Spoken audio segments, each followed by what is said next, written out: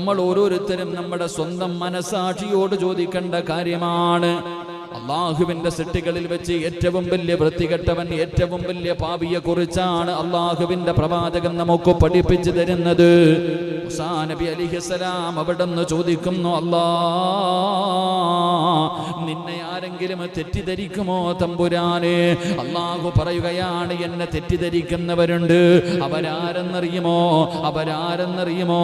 അള്ളാഹുവിന്റെ പ്രവാചകൻ സല്ലല്ലാഹു അലൈഹി വസല്ലമ തങ്ങൾ പറയുകയാണ്, അതാ അള്ളാഹു അവർക്ക് എന്തെങ്കിലും ഒരു പരീക്ഷണം കൊടുക്കുമ്പോൾ, അവർക്ക് ഇഷ്ടപ്പെടാത്ത എന്തെങ്കിലും ഒരു കാര്യം കൊടുക്കുമ്പോ, അള്ളാഹുവേ അതിനെ ഇഷ്ടപ്പെടാത്തവരാണെന്ന് നബി മുഹമ്മദ് മുസ്തഫ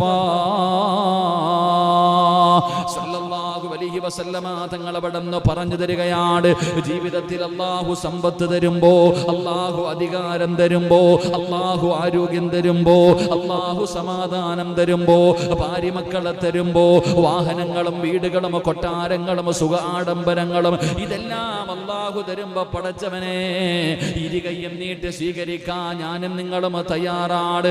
പക്ഷേ അള്ളാഹുവിന്റെ ഭാഗത്ത് നിന്ന് പരീക്ഷണങ്ങൾ കടന്നു വരുമ്പോൾ, രോഗങ്ങൾ കടന്നു വരുമ്പോൾ,